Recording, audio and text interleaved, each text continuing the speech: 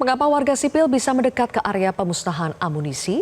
Apakah praktik pemusnahan amunisi selama ini kerap melibatkan warga sipil untuk mengambil puing-puing amunisi yang masih memiliki nilai ekonomi? Kami akan membahasnya bersama dengan Kapendam 3 Siliwangi Kolonel Infanteri Mahmudin Abdillah, anggota Komisi 1 DPR RI fraksi PKB Oleh Soleh, dan pakar militer, Guru Besar Ilmu Politik dan Keamanan Universitas Padjadjaran Muradi. Selamat malam, Pak Kapendam. Cak Soleh dan juga Pak Muradi. Baik, terima kasih sudah hadir di Prime Time News Metro TV. Pak Kapendam, jadi sebetulnya mengapa warga sipil bisa mendekat ke area pemusnahan amunisi? Apakah karena mereka yang melanggar atau memang diizinkan, Pak? Baik, terima kasih informasinya. Terkait dengan warga sipil ini, kita masih juga tanda tanya ini, Mbak.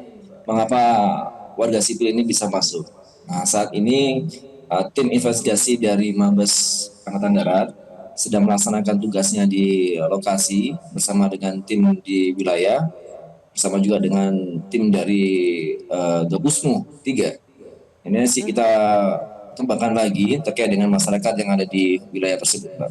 Demikian, Mbak. Oke, tapi harusnya memang tidak boleh ya Pak warga sipil untuk masuk untuk mendekat ke area pemusnahan itu? Ya, seharusnya sih nggak boleh, Mbak. Cuma ya ini kita masih dalami lagi bagaimana keberadaan masyarakat sipil yang ada tersebut di dalam lokasi itu, Mbak. Oke, kalau begitu kami putarkan Pak Kapendam dan juga narasumber kami yang lain. Ini adalah salah satu kesaksian dari keluarga korban yang mengaku bahwa pamannya sudah puluhan tahun melakukan praktik mengambil sisa-sisa amunisi yang dimusnahkan. Kita coba simak bersama. Bukan, udah lama. Udah lama. Ini sekitar berapa lama kalau bisa? Wah, kalau bisnisnya mah udah kayaknya lama lah, 20 tahun lebih lah. Udah ini. Itu payus ya, untuk payus ya. Kalau untuk Pak Anwar mah bisa dibilang masih inilah sedikit baru juga. Kan narasi yang beredar Pak bahwa ini tuh bahwa warga sipil ikut memulung gitu Pak, atau menjual serpihan-serpihan dari amunisi itu bisa dibenarkan atau gimana itu Pak? Ya emang betul kayak gitu. Terus ya mungkin serpihan itu dijual mungkin mereka. Oke, ada keterangan seperti ini Pak Kapendam. Tadi juga kami melihat di rumah salah satu korban warga sipil atas nama Rustiawan ya. Tadi juga ditemukan kotak-kotak seperti kotak-kotak amunisi. Nah, apakah praktik pemusnahan amunisi selama ini memang kerap melibatkan warga sipil Pak untuk mengambil puing-puing amunisi yang mungkin masih memiliki nilai jual? Saya belum bisa mengatakan dengan kebenarannya itu, Mbak, karena ini kita tunggu saja. Kita tunggu dengar bagaimana tim nanti menemukan fakta-fakta yang ada di lapangan, Mbak. Baik. Oke, kalau begitu saya coba ke Pak Muradi dulu. Pak Muradi, kalau mendengar tadi keterangan keluarga korban, kemudian juga ditemukan kotak-kotak amunisi ya di rumah korban, apakah itu patut diduga memang selama ini warga sipil sengaja dilibatkan untuk mengambil sisa-sisa amunisi yang dimusnahkan? Ya, dari awal kan memang SOP-nya sudah tidak dalam posisi yang pas ya.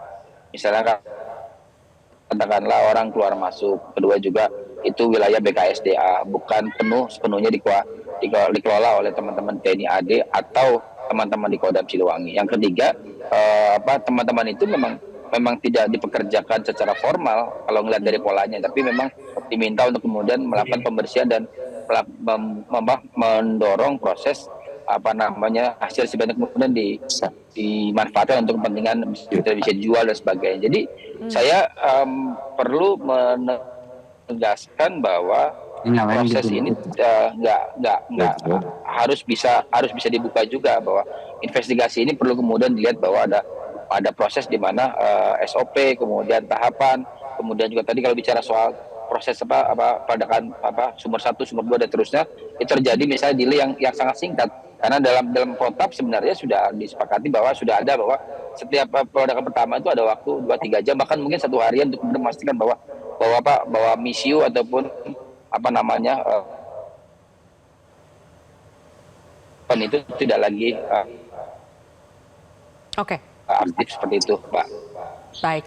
Cak Soleh, kalau dari Komisi 1 DPR melihat berbagai keterangan dan informasi yang didapatkan sampai hari ini, apakah juga memberikan catatan soal bagaimana warga sipil itu bisa masuk mendekat ke area pemusnahan amunisi. Apakah itu juga menjadi hal yang janggal bagi Komisi 1 DPR? Tentu Komisi 1 DPR RI terus sedang menggali informasi, mengumpulkan informasi, walaupun lewat media elektronik, media cetak maupun media TV ya. Sesungguhnya kami semua anggota sedang memperhatikan kejadian yang di Garut. Namun demikian, karena memang ini dalam tahap penyelidikan terhadap kasus ini, kami ingin bahwa dilakukan forensik menyeluruh ya, dari mulai izin, apakah ada izin, apakah ini dibolehkan, siapa saja yang terlibat dan yang lain-lain kan gitu. Nah kemudian kalau melihat video-video itu kan tentu ini siapapun, bukan hanya DPR, orang biasa pun pasti menganggap janggal jikalau ada warga sipil yang dipekerjakan yang bukan profesinya. Nah ini kan sesuatu yang janggal. Namun demikian kami mengapresiasi dan menghormati atas upaya dan ikhtiar dari Mabes TNI untuk melakukan forensik secara menyeluruh atas kejadian ledakan amunisi yang ada di Garut yang menimbulkan daripada korban jiwa dari sipil maupun militer. Oke, Pak Kamedan merespons hal ini, bagaimana menanggapi bahwa ada dugaan bahwa warga sipil ini memang sengaja dipekerjakan, baik itu untuk membersihkan sisa-sisa amunisi atau untuk ikut mempersiapkan proses sebelum amunisinya itu dimusnahkan. Bagaimana responnya Pak Kamedan? Kita menunggu fakta-fakta yang ada nanti, Mbak. Kita kumpulkan dari beberapa sumber maupun juga saksi-saksi yang ada di lapangan. Kita tunggu dengar bagaimana nanti tim investigasi membuktikannya. Kita tunggu dengar saja. Mudah-mudahan dalam waktu dekat ini bisa kita tahu bagaimana hasil dari tim investigasi tersebut, Mbak.